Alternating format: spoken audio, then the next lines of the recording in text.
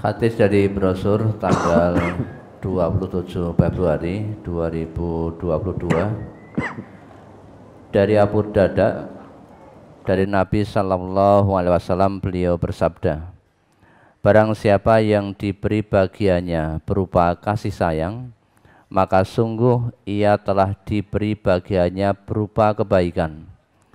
Dan barang siapa yang terhalang dari bagiannya berupa kasih sayang, maka sungguh ia terhalang dari bagiannya berupa kebaikan. Hadis riwayat Tirmidzi juz 3 halaman 248, nomor 2082, hadis hasan sahih. Pertanyaan, mohon dijelaskan pada kalimat dan barang siapa yang terhalang dari bagiannya berupa kasih sayang, maka sungguh ia terhalang dari bagiannya berupa kebaikan. Ini maksudnya bagaimana, Ustaz?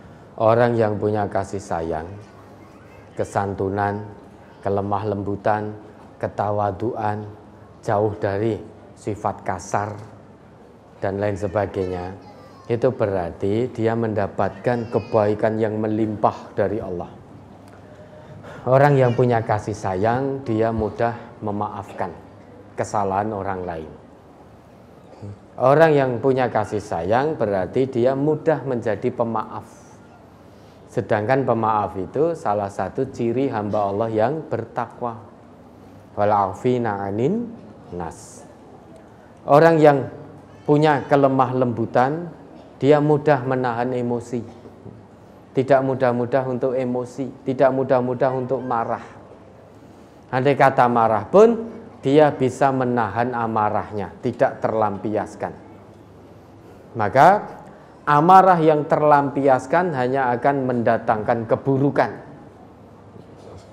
Dulu pernah ada seseorang yang datang kepada Nabi, ya Rasulullah, ausini wala tuksir alayya la'alli a'i. Ajarkan sesuatu padaku wahai Rasulullah, dan jangan banyak-banyak biar aku ingat terus. Nabi kita bersabda, la taghdab, jangan marah. Jangan marah. Kemudian di riwayat lain disebutkan, laki-laki ini mengatakan fafakartu hina qala an-nabiyyu maqala fa'idan al-ghadabu yajma'u syarra kullahu. Setelah aku mendengar nasihat yang disabdakan oleh Nabi, fafakartu, lantas aku merenung, fa'idan, bahwa al-ghadab yajma'u syarra kullahu. Marah itu awal mula dari semua kejahatan.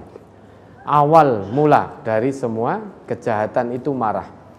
Dan marah itu menghimpun semua keburukan.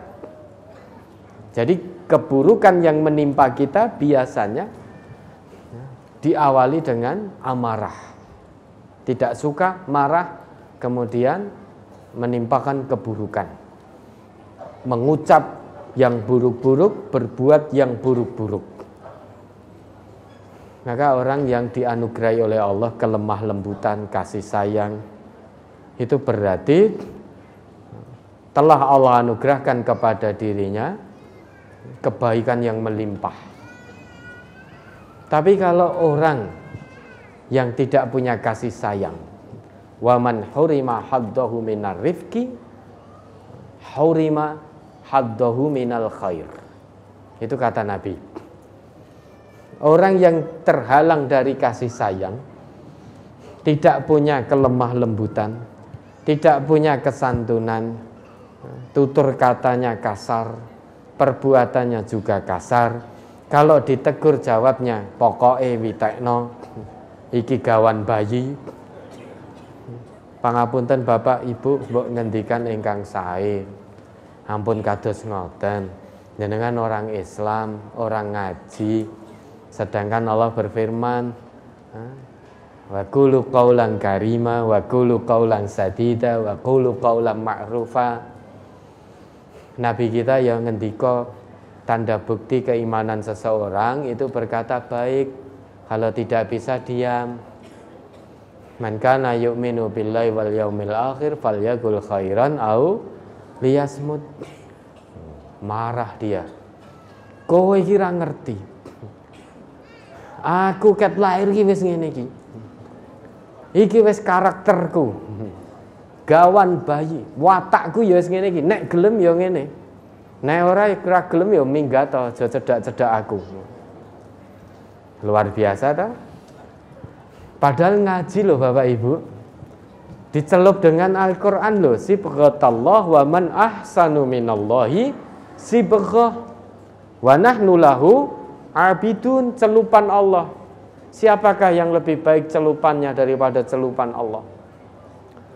Hanya dengan dicelup ayat-ayat Allah kita bisa menghambakan diri yang benar dan baik kepada Allah.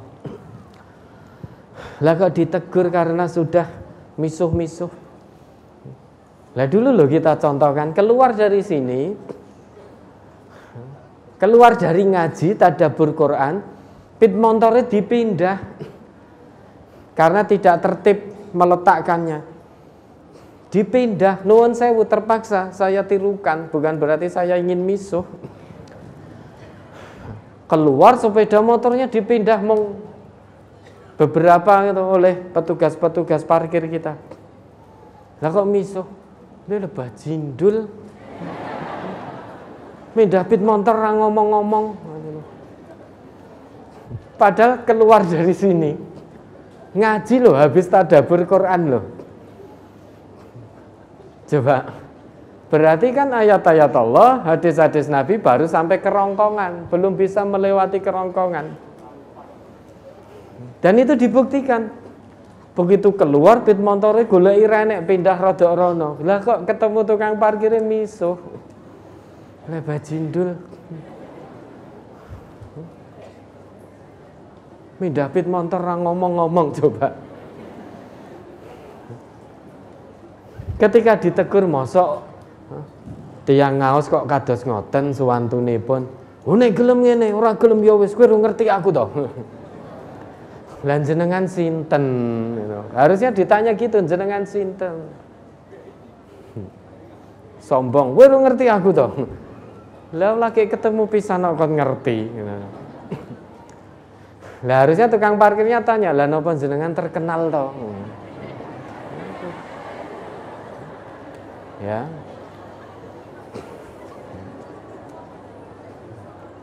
Lah makanya itu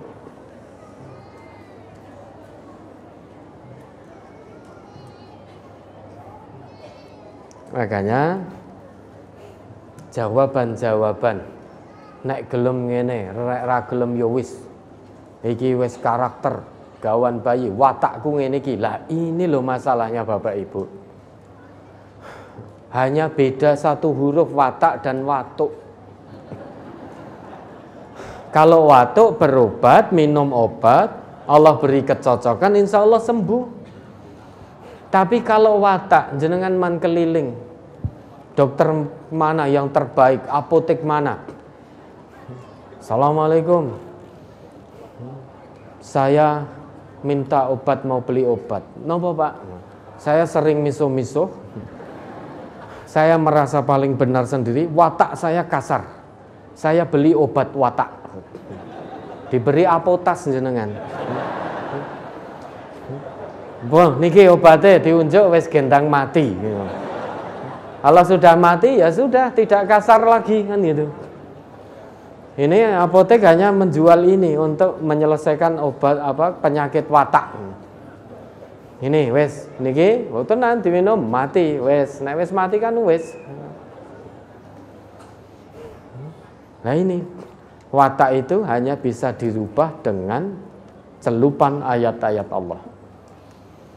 Watak kasar, liar, tidak mau dikendalikan dengan nidom, dengan nilai-nilai Islam, itu hanya bisa sembuh dengan mengikuti Al-Quran dan sunnah-sunnah Rasulullah.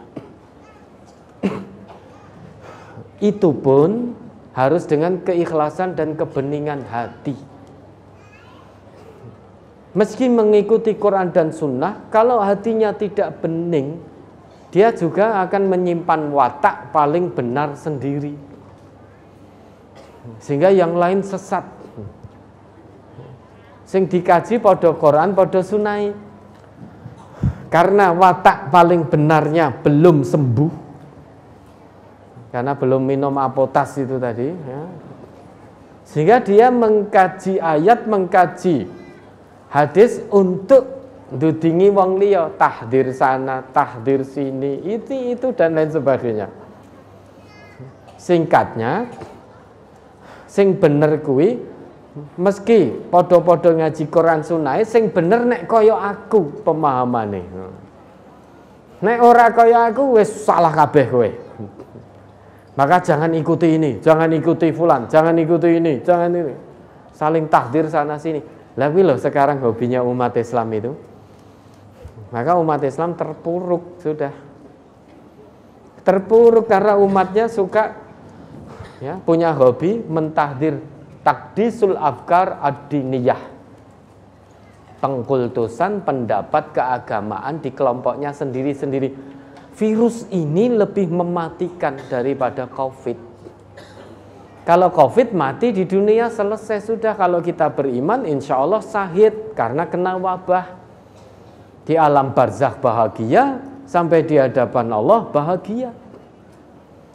Tapi kalau terkena virus takdisul afkar ad-diniyah, merasa paling benar sendiri, ini virus dari iblis gitu loh. Iblis itu kan merasa paling benar sendiri. Maka kalau kita merasa paling benar sendiri, ya sudah kita tertular virus yang disebarkan oleh iblis itu. Nah sekarang umat Islam hobinya lagi seperti itu. Lagi seperti itu, maka ada ungkapan al-Islamu baina jahli abnaihi. Islam di antara kebodohan umatnya. Bukan umat Islam bodoh, tetapi punya hobi mau untuk dibodoh-bodohi, mau untuk dibodohkan, sehingga menerima pembodohan. Bukan umat Islam bodoh, umat Islam itu jenius-jenius. Karena dibekali fitrahnya fungsi betul. Melihat yang hak, melihat yang batil, maka jenius. Tetapi banyak umat yang ngaku Islam, banyak orang ngaku Islam saat ini menerima pembodohan, mau dibodoh-bodohi, mung diijoli amplop ngono tok wis jadi bodoh gitu loh. Jadi bodoh sudah. Tidak lagi mau mengikuti petunjuk Quran Sunnah, tetapi mengikuti amplop. Pedoman hidupnya amplop sudah. Jane nek amplope isi akeh ngono rodok-rodok. Amplope paling hanya isi berapa lembar. Oh sekarang rekening transfer. Jika banyak orang Islam yang kaku lidahnya, pelo, tidak lagi menyuarakan Quran Sunnah gara-gara fulus, gara-gara kesenangan uang dunia. Sehingga berdakwah tidak lagi kebenaran Quran dan Sunnah, berdakwah berdasarkan pesanan. Maka umatnya juga menjadi bodoh. Nah ini loh. Sehingga agama sudah berubah sekarang. Tidak lagi Islam. Padahal kata Allah, Innad dina indallahil Islam. Tetapi sudah berubah karena kita bodoh, terkena virus takdisul afkar ad-diniyah tadi. MTA ini harusnya hanya menjadi lembaga, nama lembaga majelis taklim kita, berubah. Agamamu apa? Islam MTA. Bahkan berubah, agamamu apa? MTA. MTA jadi agama. Sehingga sangat fanatik, karena sangat fanatik pada golongan. Sehingga agamanya tidak lagi Islam. Ditanya agamamu apa? MTA. Sejak kapan MTA, Muhammadiyah, NU, Persis, LDII jadi agama? Sejak kapan? Kan tidak ada ayat yang berbunyi Innad dina indallahi majlisu tafsiril Quran. Kan tidak ada.